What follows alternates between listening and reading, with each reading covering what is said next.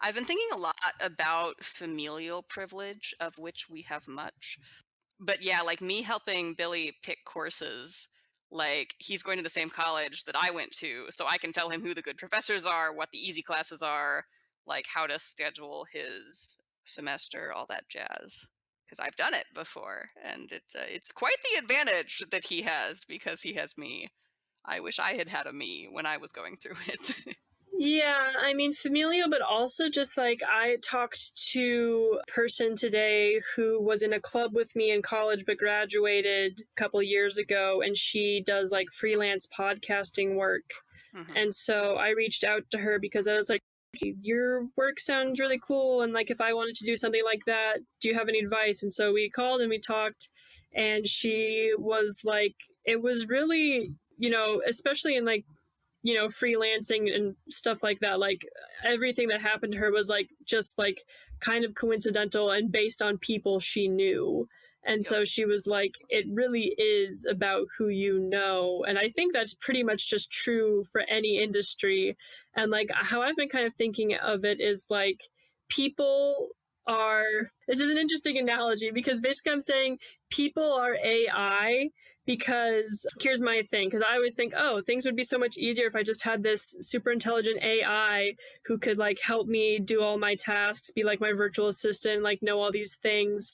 And like people are like the closest proxy we have to that because like, I don't know, this is a weird analogy, but like people are just like the most powerful resource you can have. Oh yeah, networking is everything. Like every job I have ever had, I have gotten because I knew people. Like networking is everything. Yeah, and it's like, I don't know, that can sound bad, and like there definitely are structures of privilege baked into that, Oh, but it's 100%. like, I don't know, it also makes sense because like A, we're very social creatures used to having much smaller networks, and B, like, I don't know, that's just a much more simple way to vet people than to like Mhm. search through every single application you get through a bunch of Mhm. strangers. So I mean, it is unfortunate, but it is true, I believe. So yeah. Yeah, I mean, it's unfortunate because it definitely reinforces like what's the word when family members just hire family members. Nepotism. Nepotism is like the most extreme version of it, right? When family members and family members, but like everything is nepotism. Like most people hire their friends or alumni from their college, or if I could go back and do college again, I didn't want to be in a sorority or a fraternity that was co-ed because I didn't love the culture. But honestly, if I could go back and find like an academic fraternity or sorority, like that's the way to get jobs. Like if you get into a fraternity or sorority that's like academic and stuff, like you can get a job with any of your like brethren because it's all just networking. I'm Jen, I'm Liz. and we're harmless harlots. What does that mean? To us, it means being open to having more than one relationship, however you define it, as long as everyone gives fully informed, enthusiastic consent. It's also an homage to our Poly Bible, The Ethical Slut, which we recommend if you want to learn more. We are enthusiasts, not experts, in this field, so if you want to learn and explore along with us, we give you our knowing, enthusiastic consent to come along. Did I tell you, Leah and I watched this show called Greek, which was like about a fictional college and like the Greek system and like people who were just in the Greek system. And there's this thing called lavaliering, which is basically like the concept of Bye Bye Birdie when they pin. Going steady, Bennett, going steady. But like lavaliering is like guys will give girls, and maybe it works the other way. It's a very gendered system, so I doubt it. But like the typical thing is like guys have this necklace that has like the letters of their fraternity on it, and they'll give it to a girl in a sorority, and that's called lavaliering, and it's like pinning, and it's like a promise ring. It's like going steady. I don't know. But then like Leah and I had never either of us heard that term, and then like later that day she was on Facebook and she like saw a post of one of her friends who was like, I got lavaliered today, and it's like, oh, that's weird. Oh, I don't like that. Oh man, I don't know. I don't know. I like the idea of like having something of your significant others, but I think it should go both ways because I feel like so often it's like especially with necklaces, it feels kind of like dog collars, right? Like it's a very kind of like ownership thing, and I don't love it. Although I will say, I say these things and then I'm such a hypocrite, but they're one of my favorite memories of lovers that I have is there was this guy in high school that we never officially dated because he was best friends with the one boy that I did date in high school, but we very clearly were attracted to each other. We never officially dated because of the friend The bro situation. code. The bro code, yeah. So we would just like make out in his car, but we never like put a label on it. But he was a lovely, lovely human, and we're still in contact. Now we still talk every now and then. But we reconnected 2, 3 years ago, I don't know, and he needed a ride home for Thanksgiving, and our parents still live in the same town, so I was like, "Yeah, I'll drive you home." So while we were both home for Thanksgiving, he was like, "We should hook up in my car for old time's sake," and I was like, "Oh my god, sure." So we made out in his car like we used to, and he brought his Letterman jacket, and he was like, "I don't know if this is weird, but like I never got to be your boyfriend, and I think it would be really cool if like you could be my girlfriend for one night. So like, would you wear my Letterman jacket?" And I was like, "Oh, I hate how much I love that. I like it, but I don't want to like it. Damn it." So I wore his Letterman jacket, and it was cute. Yeah. This, I will preface it, and this doesn't help because it's a very typical thing, but one of my very close friends wears a hijab, and like I respect her, and that's great. But I saw this one TikTok that was like, "Oh, I'm wearing a hoodie. Are you okay with that?" And the other persona was like, "Yeah." And I was like, "Oh, I'm wearing a hat. You're okay with that?" And he was like, "Yeah." And I was like, "Then you should be fine with me wearing a hijab." And then the other persona was like, "Oh, but aren't you so oppressed?" And the person was like, "No, I'm not." And so, like, if that's, I don't know, religion, blah, blah, blah, blah, blah, blah, blah, we won't get into that. But it's like, if it's a gendered one-way thing, then at that point, it's like, yes, it is an expression of your religion, sure, but it's like, I don't know, I feel like when it's gendered, it still gets problematic. I don't know. Yeah, I don't know. I mean, it's definitely people's own choice, and like I don't know. I feel like it's not my place to tell people, that their religion is sexist, even if I look at it. Because, there's, especially as a white person, like there's always colonialist undertones to that, right? Like it's always white people coming in and being like, my culture is superior to your culture. And like, no, we don't want to do that. So yeah, I don't know. I also have several close friends who are members of religions that have practices that I am like, how do you not see that as super sexist? But I don't know. I mean, I haven't grown up with that experience, and the women I know that wear hijabs are very strong, powerful women, and Yeah, so I mean, I yeah. have to imagine, if it was super sexist, they wouldn't be doing it. So I mean, I think there's things I don't understand about it, and that's okay, and I respect their choices, and yeah.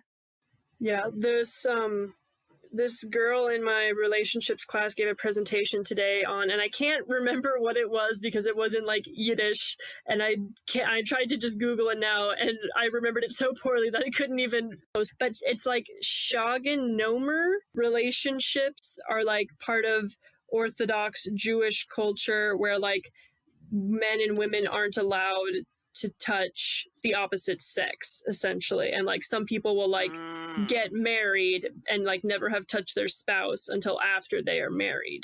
And so she gave a presentation on that, and her presentation was on like physical touch, but she had been like raised in an Orthodox Jewish community. And so she was like talking about the intersection of those. And it was interesting because this is probably not a great representation, but Leah and I watched the show on Netflix called Unorthodox, which is about Yeah, like, I watched that show.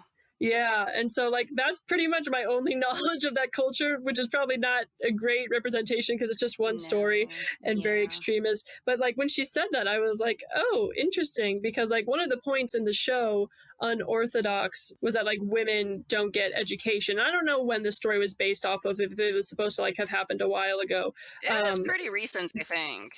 Yeah, and so it was interesting because like this was a girl in college, so I was like, That Mhm. doesn't fit with the show that I watched. So, I mean, there's obviously going to be different levels of like orthodoxy.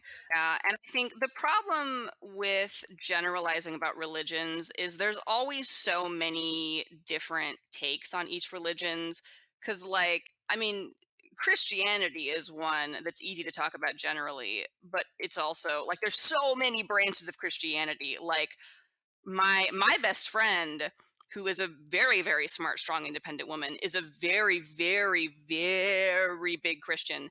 And but her church is super duper liberal. Like, I went with her to church one time, and her church like opens every sermon they have, they open by saying, "We accept and love everyone of any sexuality, gender identity, yada yada yada, whatever." So it's very like pro trans people, very pro LGBTQ. It's like the opposite of what most people associate Christian churches with. So, and I think that's true of like a lot of religions, that like there are so many different offshoots of every religion that like you can't generalize about it very well, because there's always going to be exceptions of like churches that don't take certain rules of the bigger, broader religion. I'm kind of convinced that we should maybe start a separate religion podcast because it keeps coming up and I keep not I having know. researched anything to say about it.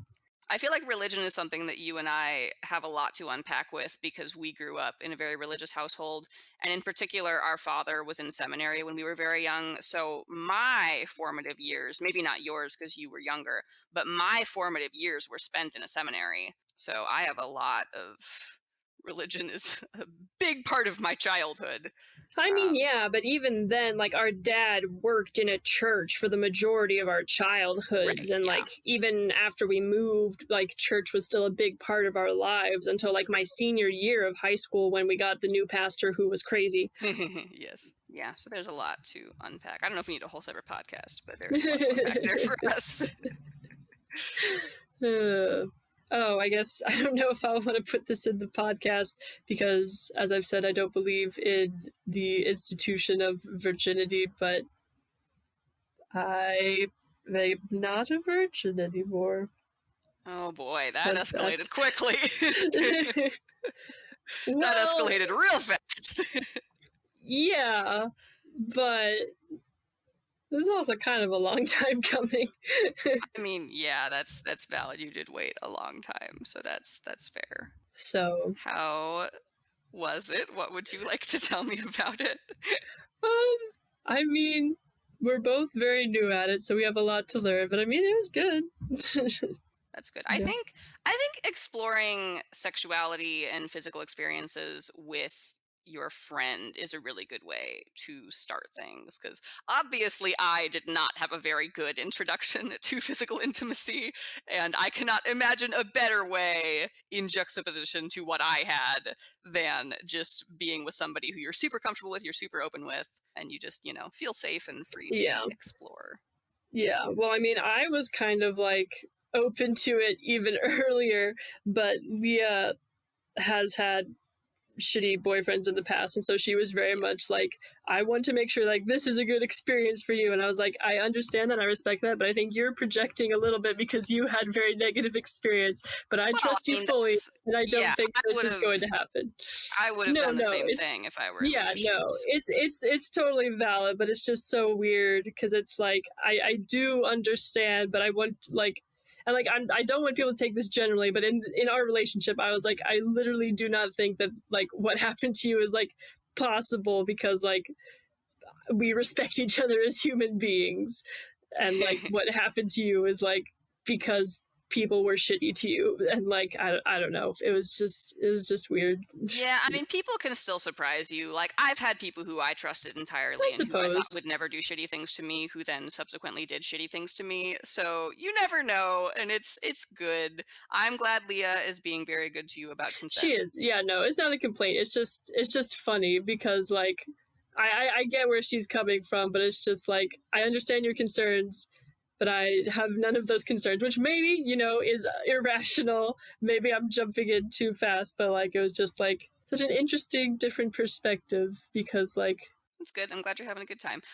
And you're not the only one. I have another friend, a very close friend from high school, who also did not lose her virginity until she was, oh gosh, how old were we? I think when she told me about it, I was living in this building, and I've only been here for the last 4 years. So, and I'm 25. So she was at least 21, maybe 22 when. So I guess your age too when she lost her virginity. And it was also similarly with a close friend of hers who she was kind of like, I just want to get it over with.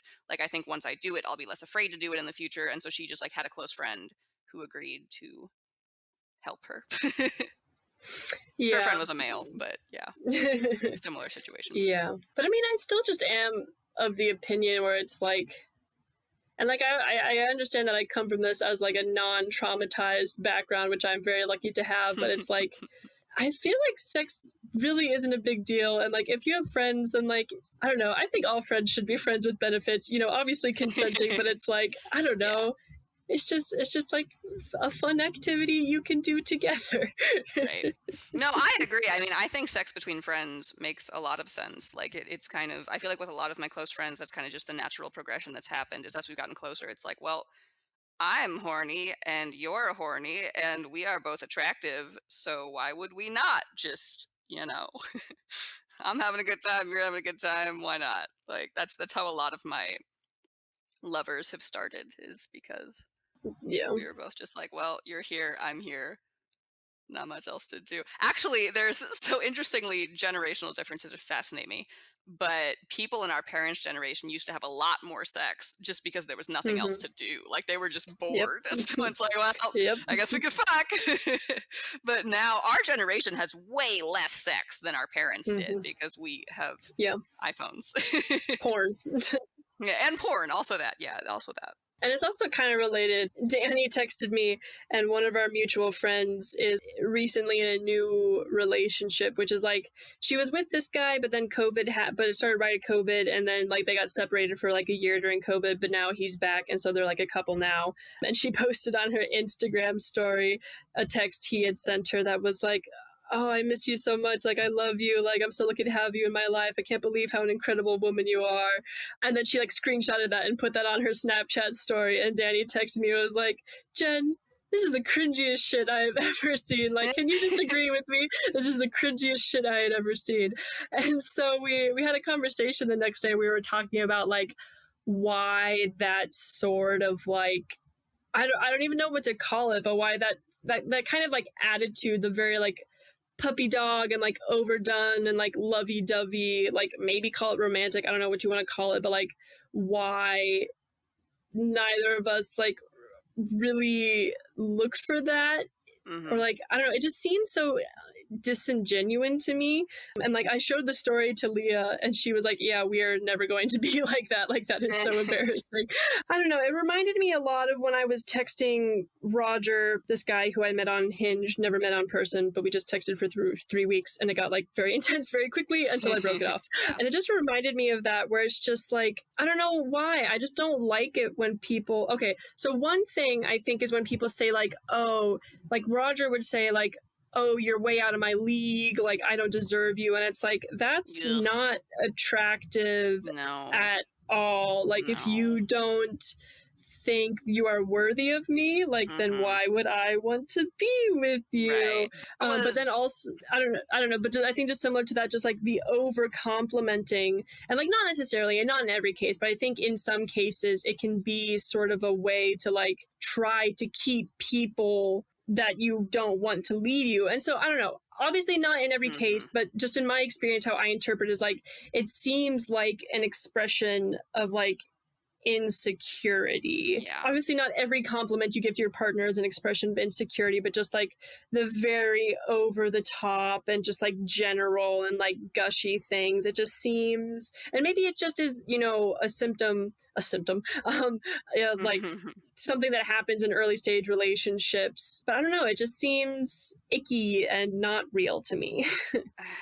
Yeah, I don't. I've had a lot of people do the whole "I don't deserve you" thing, and there've been several who, when they first said it, I was like, "No, no, no! Like you're wrong. Like I think you're great."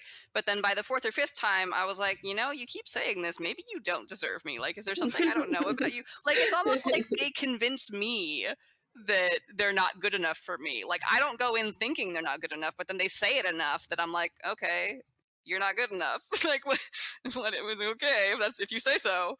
It's weird. I don't love self-deprecating humor. in general. But Yeah, and that just also, I don't know, I've also been thinking about whether, I think you asked me earlier in one thing, it's like, or maybe Danny did when I told him that Leah and I were now being physically intimate. I don't know, it's a weird way to put it. But he was like, oh, so like, I don't know, one of you was like, oh, so like, are you like girlfriends now? And it's like, I don't know, like, I don't feel the need to like put a label on it, or like, it yeah. doesn't, like, we're not different, I don't feel like. And so that made me want to Google, I don't know, it made me again be like, am I aromantic? But then also be like, I researched the term solo polyamory and relationship anarchy again, which I think we've probably discussed briefly, but, and like, this has been a weird evolution of me on the show of being like, labels are useless, and now me being like, well, I want to understand these labels because I'm trying to figure out what the Labels fuck I are am. helpful. Labels are a model, and they will not always be right. They will be wrong a lot of the time, but they are useful. Okay, so here's my thing. I can agree with that. I just don't like it when people are very fixated on labels and like Yes. use them restrictively. So I think that is my Yes. problem. I agree. I think But labels, words, language in general is just used to convey meaning. And like, you don't need to be all restrictive about it. Just find words that you think convey meaning the best way that you can. And like, it's helpful, but it's not always going to be perfect. yeah. So, okay, so how this is all tying together in my head, because I don't think it's making sense what I'm saying, but like the thing with like cringy couples, especially like new cringy couples, what that makes me think about like solo polyamory is because one of the things about solo polyamory is like it's like a simplistic way to say it is like people who don't have primary partners or who are not seeking primary partners, and like a way to describe that is like they think of themselves as their own primary partners, or they tend to have non-romantic / sexual primary partners such as friends and family. And so I don't know, like I don't want to get into a bashing sort of way because I don't know. These are raw thoughts, but it's like I think the people who like have more of a mindset of like I am looking for my other half and I am looking to be complete, like someone else completes me. I don't like that. Like I want people to be their own people, and I don't want you to like graft yourself to me.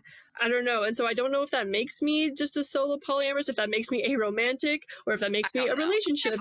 I've also never loved this whole concept of ownership. Like, Rick and I were just talking about this today of like, I don't like the whole you are mine, I am yours, you belong to me. Nah, like, I don't, no. I don't belong to you, you don't belong to me. We are independent people, and if we decide that we would like to intertwine our lives together, that's cool, but it does not mean that I own you or that you own me in any way. And I think that's part of why, like, when I was in high school, even before I knew anything about my queerness, I did not like the idea of being someone's girlfriend and calling someone my boyfriend. Like, it felt so possessive. It felt like people judged me for who I chose to give that label to. And I didn't like it. I was like, I didn't like being called, like, the 1 3-month relationship I had, I did not like being called his girlfriend. I didn't love calling him my boyfriend. It was weird. I didn't like it. I do like partner as a term because partner feels a lot more equal. I also like the term lover. Things that are just less possessive, I like. I like partner, I like lover. Yeah, but I don't know why girlfriend boyfriend, because there's nothing inherently possessive about that. It just always felt like that. Very related to that, I read this article on relationship anarchy, which I'm very bad about putting links to stuff I reference in the show, but I'm going to try to remember to put a link to this article because I really did enjoy it, because they basically interviewed 2 people who identify as relationship anarchists. And so again, like, these are very complex terms, but like the short definition that I'll give that they have in the article is all relationships, romantic and otherwise, shouldn't be bound by any rules not agreed upon by the involved parties. And so what this kind of looks like is like in a relationship non-anarchist way, I don't know, in a mononormative relationship, if you give someone the label boyfriend girlfriend, that comes with a lot of expectations Mm-hmm. baked into that term. And so what Yeah. relationship anarchy is about is, oh, here's another good one. Relationship anarchy is deconstructing all the pieces of your relationships, companionship, living together, romance, sex, so that those don't all have to be in the same person. You Mm. don't necessarily have to have any or all of those things in your relationship. You don't necessarily have to prioritize your sexual relationship over your other relationships. Mm-hmm. You really focus on finding the way that you connect with somebody and nurturing the path that works for you and disregarding Yes. society's expectations of what you should do. Yes. So, What is this called? What is it? Relationship anarchy? relationship anarchy, and it's not synonymous with polyamory, but it's like, I don't know, to me it's a very similar concept.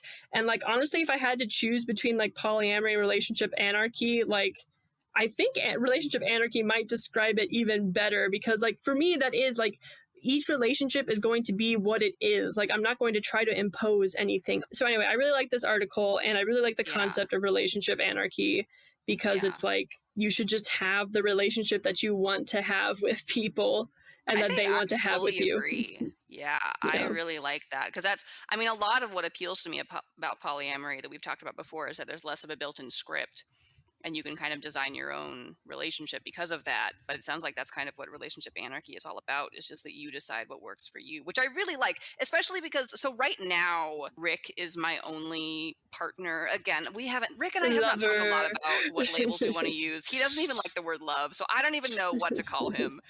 It's fine. Fuck But anyway, boy. Lover Lover boy. Rick is my only partner at the moment. My only whatever, my only lover boy, whatever it is. Your only And polycule yeah, particle. my molecule of two. Anyway, so right now, effectively, I am monogamous, but I don't know, I still don't feel like I identify strongly with the traditional relationship path, even if that's what Rick and I end up doing, which I don't think it necessarily will be because there's a moving situation he might be leaving. I don't know.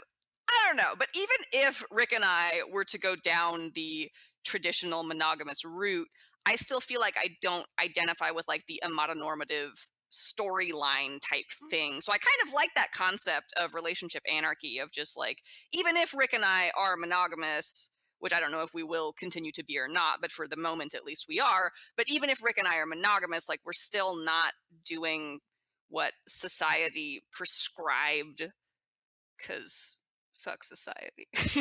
I don't know. Well, so it's interesting. Interesting. Okay, so if you look up monogamy, it says the practice or state of being married to one person at a time, the practice or state of having a sexual relationship with only one partner, and according to zoology, the habit of having only one mate at a time. Because when I was browsing the poly Facebook pages during class, as I do because I'm a terrible student, there was a lot. I don't know. I saw a couple of posts where it's like, one person described themselves as too tired to be polyamorous. It's like, we're open to it, but we're just so goddamn tired that we do Yeah, not it have is the a lot of energy for it effort. right now.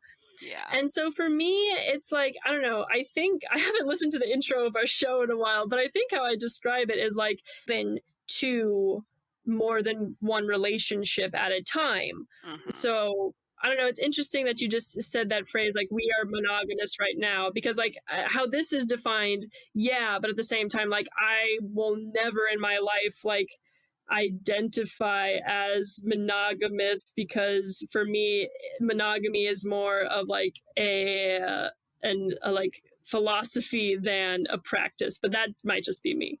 Yeah, well, and I also like one of the things you said in the relationship anarchy description was that your romantic relationship is not necessarily your most important one, because Rick is obviously a priority in my life, right? But he's not my most important relationship. Like, Mm-hmm. again, I hate hierarchies, but if I had to make a hierarchy, like he wouldn't be number one, you know?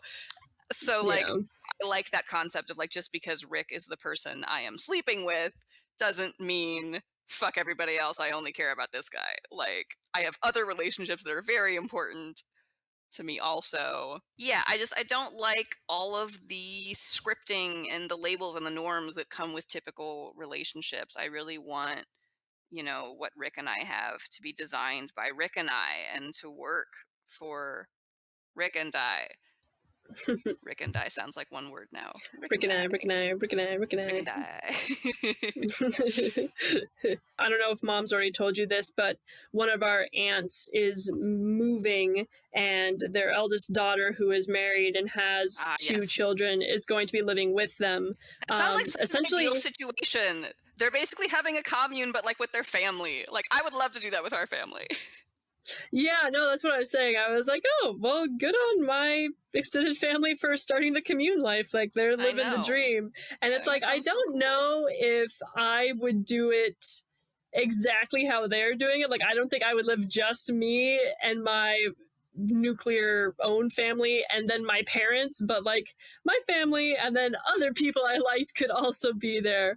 But yeah, so Well, and it's like, I just like neighborhoods where everybody knows each other. Because, like, one of the things I love about my apartment is, so my apartment is set up where I face a courtyard, and a lot of my neighbors that face the courtyard have dogs and are outside all the time. So I know all of my neighbors. Like, everybody that lives right by me, I know their name. We talk, we text, they watch my cats while I'm gone. I watch their dogs all the time. Like, it's great. A lot of my friends who live in apartments never meet the people they live by. And I'm like, that sounds so lonely. Like, my neighbors are the best. Like, you need to know your neighbors because they're right there when you lock yourself out of your apartment. Like, 3 of my neighbors have spare keys for me because I'm an idiot and lock myself out all the time. no, yeah, I mean, commune living is like how humans, I think, are much better adapted to live, which is why city living can be isolating at times because people are like less trusting or just like interact with their neighbors less. But I mean, it is hard in this world full of strangers to like make your little communes without a lot of effort up front, I think. I wish apartments were more conducive to meeting your neighbors because, like, my building has had like a couple of parties where we met people, but not many.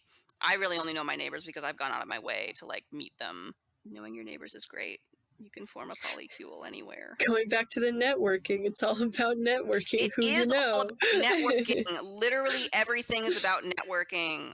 Jackie is like, when I was talking earlier about how, like, my number one priority relationship would not be who I'm sleeping with. Like, no shame, Jackie is above. In again, if I had to make a hierarchy, like, Jackie is probably pretty close to my number one right now. I guess, is that a factor in you deciding to move? Um, that's a good question. I don't know. Moving, I haven't really thought of in relation to any people. Moving is more so what I want to do independently. Yeah. Like, it would be really convenient if other people also wanted to do what I wanted to do, because that'd be great. And I'm super excited that Rick wants to go to Denver because that was something I was already thinking about.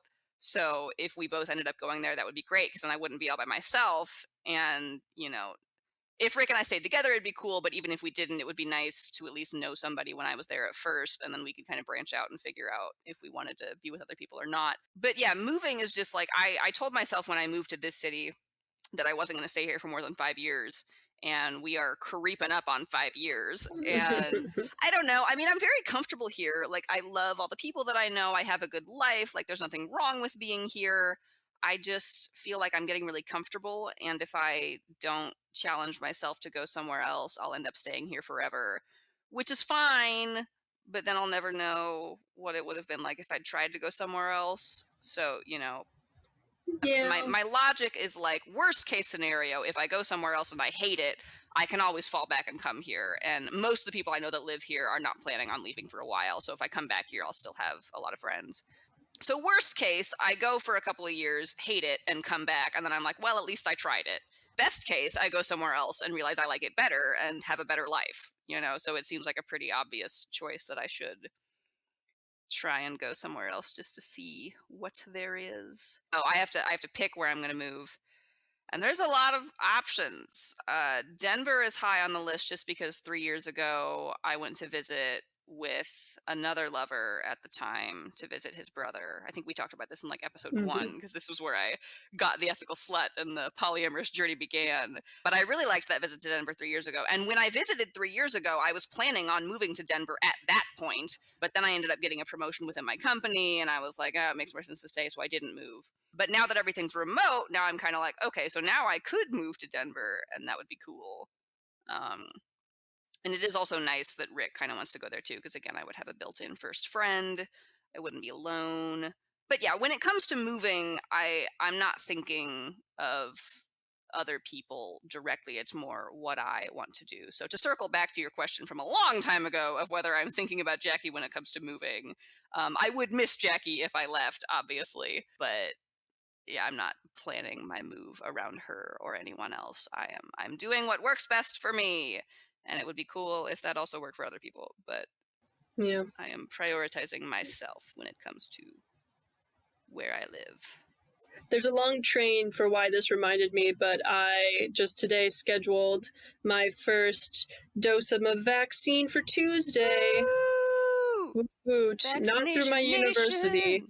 but through the state. So it's a good thing I pre-registered for that, because mom and dad were pestering me. So good on mom and dad for pestering me. Yay. Like, it's been a process to try to get here, but now we're here, hopefully. So Yay. vaccine. Oh, I don't know how much you want to talk about this in the podcast since Rick listens to this, but you were texting me earlier about, I don't know, you were gushing over Rick, so I don't know if there was anything else you wanted to express, or you were just in a Rick and roll mood. Rick and roll. Rick is a lovely human. I don't know. Rick made an Instagram post today that I was in, and it was just cute. That when you sent me that reminded me, in high school I had like I went to a very small school, and one of the guys in my class, I don't know if I would say I had a crush on, but I was very close with. And like now it's like, if he wanted to hook up, I probably would. But he was dating someone during high school, so we never even like had a chance at that. But I forget when I was doing this, but I was like on his Instagram, which is weird because I never just go look at people's Instagram. But I saw this post he made from when we went on our senior trip, and it was like, and we went to Colorado for our senior trip, and he posted, it was like him, our class friends, and like, the mountains. And then there was just one picture of me, and like it was like me and like, back, or like it wasn't a close-up of me, but it was like a picture, and like I was the only other person in it. And I was like, interesting that you would do this. So maybe someday that will come to fruition if we ever meet again, but that's just what that made me think of. Interesting.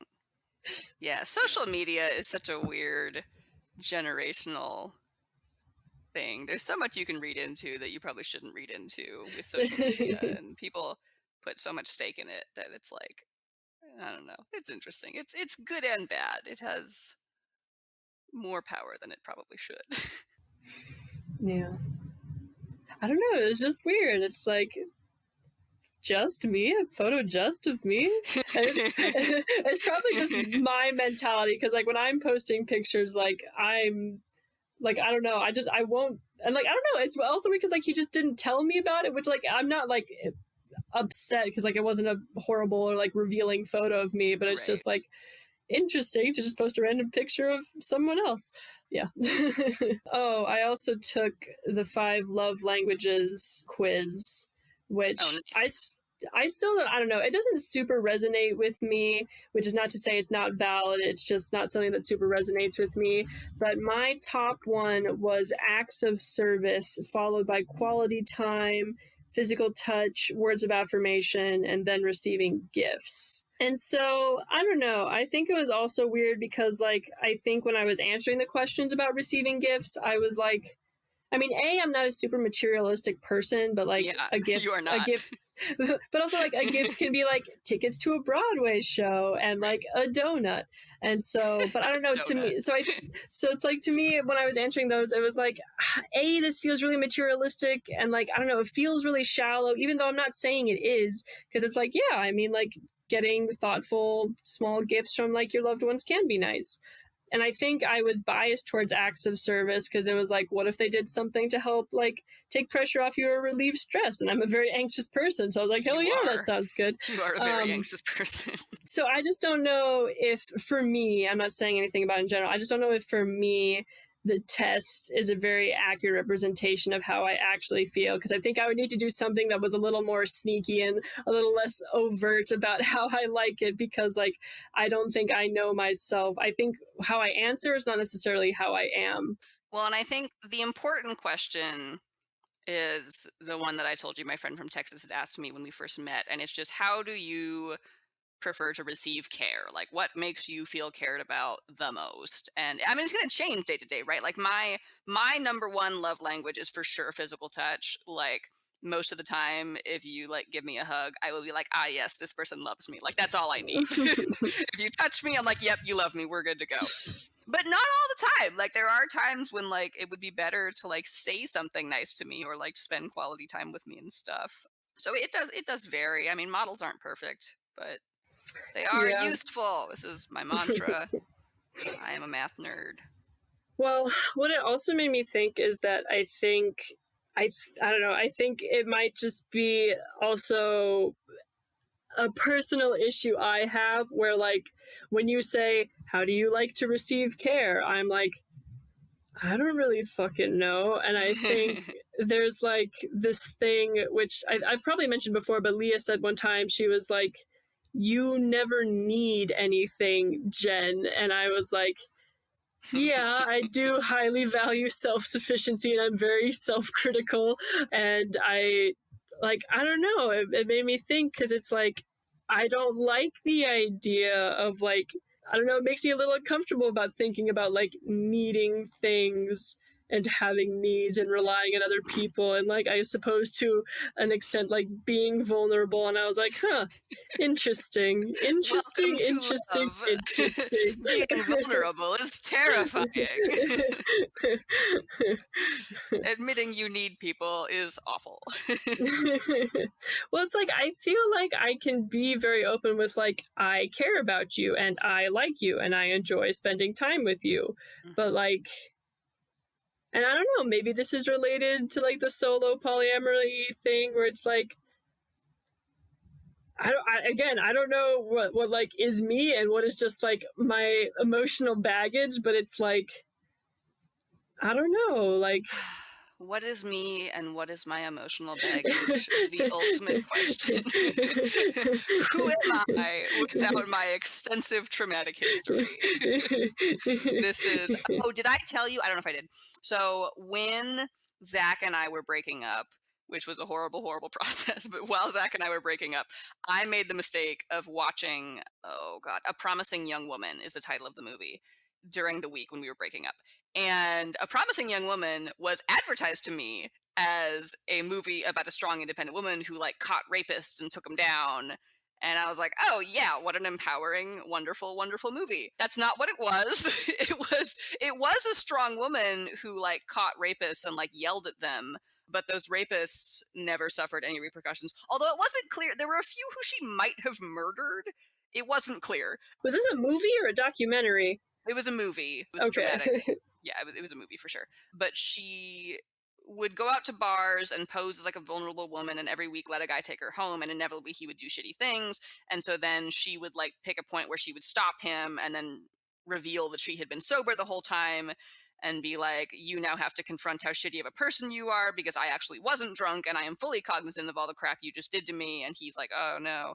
And then she would afterward, it would never show her leaving, and she would write their names down in her notebook in different colors. And it was kind of alluded to that a few of them she may have killed, but they never said that, so I don't know if she did or not. She might have just yelled at them. But anyway, big spoiler alert. So if you're going to watch the movie, don't listen. But in the end, she confronts her best friend's rapist, who apparently the reason she had started doing this was because her best friend was like raped in front of a bunch of people and ultimately committed suicide. So she finds her best friend's rapist and confronts him, and he murders her. And that's how the movie ends. And it was not empowering. There was a nice little twist where she had considered the fact that he might murder her, and so she had like set up, in the case of her murder, she had like saved some evidence that he had raped her friend, and so she had like given it to the police in advance. So they did end up arresting him and he went to jail, but she also died, as did her best friend. So the movie was incredibly triggering for me as an assault survivor. So I made the mistake of watching this movie during the week when Zach and I were breaking up. And so in the midst of Zach and I's breakup, I had like a full-blown panic attack breakdown, just like reliving my own rape. And it was not good at all. There was a point to this story, and I now can't remember what it was. What were we talking about before this? At one point we were talking about love languages, and then we talked about emotional baggage and trauma. Are you your baggage, or are you you? Yeah, who are you without your emotional trauma? Yeah, and that was when I was having my big breakdown in front of Zach, and Zach was just holding me while I sobbed. The big thing that came out was I was just like, I don't know who the fuck I would be if I hadn't lost my virginity to rape. Like, I have no idea what kind of person I would have turned into. And it might have been somebody who's similar to who I am, but it might have been someone entirely different. I have no idea. And I think like that's the biggest thing he took from me, is like, I don't know. And I don't know why it bothers me, because like I like who I am. Like I'm not, I'm not like, oh, I could have been a better person if this hadn't happened. Meh. Like I like who I am. I have, no regrets about the choices I've made, but it's still clearly subconsciously deep down bothers me to no end that like I don't know who I would be without my trauma. Yeah. I mean, this gets into a much larger topic on like what is mental illness, what are mental disorders, and like who are we to classify them. Yeah, I mean, you are your past, which I guess sometimes people will say you're not your past to like be empowering, but like I don't know, like everything that has happened to you in your life has like built you into the person who you are. Yep. So like I don't know, and there's no going back, so it's like, yeah. Yeah, I mean, all you can do is the best you can with what's happened to you and stuff, but it's still, I don't know, it's weird to wonder what kind of person you would have been in a different environment. I mean, I wonder who specifically but I mean all of us would have been if we had never moved, because like we lived in a really large town, and like you were a show choir cheerleader girl, and I was probably going to follow in similar footsteps. Yeah. I do wonder if we both would have been just like basic bitches if we had never moved. Like if we just would have followed the very clear cut normative path. Because I mean, at a time, that's what we both wanted. Like at a time when I was younger, if you'd asked me what I wanted, I would have said like, yeah, I want to find a husband and get married and have 2 kids and, live the suburban typical well, it's lifestyle. like, yeah. I mean, for me, it's like I don't know if I would have stopped shaving and cut my hair in that much bigger high school. Yeah, with the pressures in that bigger high school, I don't know if. Although I don't know, in bigger schools, it's also easier to fly under the radar. That too. So maybe it wouldn't have been as because like the whole town and every town within like 100-mile radius knew what I was doing, because I was the weird girl. The girl who didn't shave. Like that was when people played us in basketball, they were like, ah, yes, the girl who doesn't shave. Like that was your whole shtick. Like before Danny and I met at the end of high school, and he went to a school like like an hour away, but in our sports conference, and he was like, I knew of you before we met, and I was like, I didn't know you. I had no clue who you fucking were, but I was is she Amish, is she Mormon, like who is she? Like nobody knew what the fuck I was. Yeah, I don't know who we would have been if we had never moved. That is an interesting, because it's also, I mean, if we hadn't moved, I also might not have been raped, so I mean that would have also. Yeah, well, yeah, I mean, not by that person, definitely. That's very, very valid. Did you see, so Sarah posted well, actually I think Dad emailed us about Sarah doing this. This her like senior theater thing, where her senior theater piece is on, she worked at like a golf club for the summer, and it's like about the sexual harassment she experienced at the golf club and stuff. So yeah, I mean, definitely if we hadn't moved, statistically speaking, most women are raped, which is super fucking depressing, so it probably still would have happened anyway. Yeah. But I remember this one time in high school, we were at a volleyball game and we were just like warming up, and a ball went into the bleachers and it went into this like pod of high school guys. And like, I don't remember what they did or what they said, but they did or said something cheeky. And so they tossed me the ball back. And when they did, I like blew them a kiss. And then they just like had this astounded look on their face, like, what the fuck just happened? And it has stayed with me because it was just the funniest shit. That's hysterical. I love it. I love it. I really don't remember what like caused me to do that, but I do remember being like, that was funny. Messing with them. Well, and you said in basketball particularly, you said it would throw people off sometimes when you would shoot, that they would look at your armpits and get distracted, and it like helped you as an athlete, right? Well, also, I forget. So one of the people in my class was this guy who was a real womanizer, and so he had connections everywhere. And I think it's through him that a lot of the gossip came, but he said that like, or maybe it was through another like girl who but anyway, it eventually got back to me that like there were people on like other basketball teams who like would hate that when I would guard them, because like when you're guarding people, you have like your arms up and like your armpits are in very close contact, and so they would be like freaked out by that. And it was like, it's all part of the mind games, baby. This is a strategy. I am playing 4D chess while you are playing checkers. Oh man, it's so funny. This is all part of my strategy to beat you in basketball. to make up for my lack of upper body strength. I do wonder, it's such a small town, I wonder if the reason because people in our town never gave you a ton of flack for not shaving. Like, they definitely were like, this is weird and we don't get it. But like, nobody ever like beat you up or called you names, to your face at least. And I wonder if part of that was because you were really good at sports, and what that town valued was like, I was relatively good at sports. Correct. But like, I wonder if like, because the town was like, we need her to play the sports, we're gonna not make fun of her because we need her to play the sports. Yeah, that's true. I mean, I don't know my objective athletic ability, but relative to what the rest of the town was, I was athletic, and that did work in my favor. I mean, it was you and Sarah were the two girls who were good at sports. Like, Sarah was objectively good, and you were like fine, and that was all the town had. So, like, they needed you.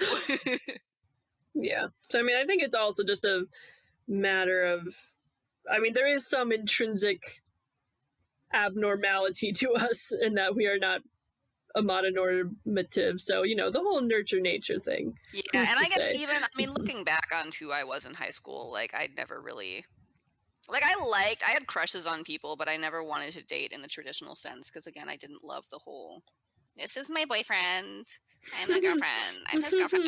I just didn't like it. Oh god, freshman year, the closest I came to dating someone, my freshman year of high school, this very nice boy asked me to the homecoming dance, and I said yes, because he was nice, and when people ask you to dances, it's awkward to say no, so I said yes.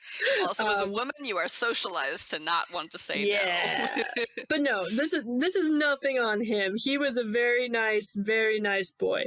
So I went to the dance with him, and then he like, after I said yes, I don't remember, it must have been after the dance, because it would have been real awkward at the dance if this had happened. So I think after the dance, he like asked me to go to a movie, and I was like agonizing over it, and I was like, I mean, yeah, it'd be fun to go to a movie. And Mother was like, Jen, if you say yes, like, it's gonna be a date. And I was like, it doesn't have to be a date. We can just go to see a movie. So I went, and then afterwards, like, Dad came to pick me up, but then the guy was like, hey, would you want to come to like a bonfire? And I was like, that also sounds fun. And I don't remember what Dad said, but like, obviously, like, these were dating moves, and I was just kind of ignoring that. And so I went to this guy's house, and like, it was like his brother and like some family people, and so we had like a bonfire. And then I don't remember what I said or did, but somehow, because like I don't feel like I did it verbally or explicitly, because like that doesn't sound like me at that point in my life. And so, but I somehow communicated that like I did not want to like date this guy, which like through no fault of his own, I was just very repressed and not fully into my identities in a lot of ways, probably somewhat asexual, somewhat aromantic, queer, and polyamorous, and all that was just boiling under the surface. There was a lot to unpack. There was a lot to unpack. We weren't ready yet. And so the next day at school, one of my close friends who was good friends with this boy was like, yeah, like after you left, he went home and he just cried. And I was like, this is why I don't do romance. People cry. So that was the closest I ever got to dating in high school. And then that was freshman year. And then by the end of freshman year, I was not shaving and I cut my hair short. So that was about the end of my dating career in high school. The guy I dated in high school was very pretty. He got a 14 on the ACT. Was not the brightest crayon in the box, but he was very pretty. I don't know if I told you the story ever, but so he and I were in a play together, and we both wanted to break up with each other during the rehearsals for this play, and we had both told our respective parents that we were going to dump the other. But we didn't know this, and our parents had said, wait until the play's over, it's going to be way too awkward if you do it during the play. So we just like begrudgingly stayed together during this play. And my mom, our mom, had told me, wow, I can't with words today. Our mom told me that after the play ended, I should wait like a week to break up with him so that, it wasn't obvious I had just been waiting. And so I was like, okay, yeah, that makes sense. So on the closing night of the play, I was driving him home with the full intention of waiting the week. And then I don't remember what he said, but it was just something that was so incredibly stupid that I was just like, I want to break up on the car ride home. And he was like, yeah, we should break up. And I was like, oh, cool. That went way better than I thought it would. And he was like, yeah, I've wanted to for a while. And I was like, oh, so have I. Perfect. This is great. So long. And then we broke up. And it was great. He did try to get back together with me a few years later. And I was like, you're really pretty. Bye. I don't know, especially after Leah telling me about the shitty boyfriend she had in high school, I do not regret not dating in high school. Like, no, choosing to not date in high school, honestly, if I ever raise children, I will highly encourage them to be like, if you're interested in dating, that's fine. Maybe do it later in life. Like, high school is not the greatest time. It's really not a great reason to. You should be focusing on learning anyway. Like, just it's not worth it. IMHO. Thanks for listening. If you liked this episode, subscribe and leave us a review on your podcast app. If you really like us, like us, send this episode to a friend, family member, partner, your boss, anyone else in your social circle, the people you want to convert to polyamory. Start a conversation. Feel free to send us any comments or questions over social media. So, thanks for listening. Bye. Bye.